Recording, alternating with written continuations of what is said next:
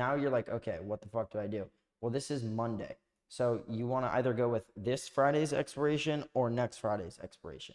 Now, if you're going to go with next Friday's, you can give yourself a little bit higher, but majority of the times, I'm going to go with, if this is Monday, I'm like 95% of the time, I'm just going to choose this Friday. So I'm expecting this stock or to hold this position for up to 5 days because I have Monday, Tuesday, Wednesday, Thursday, Friday.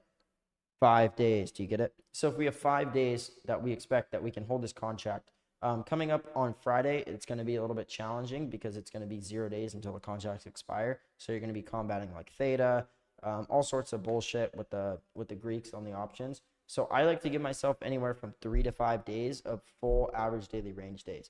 Now, if this is 9.23, I would multiply this I would multiply this number by 3 to 5 days.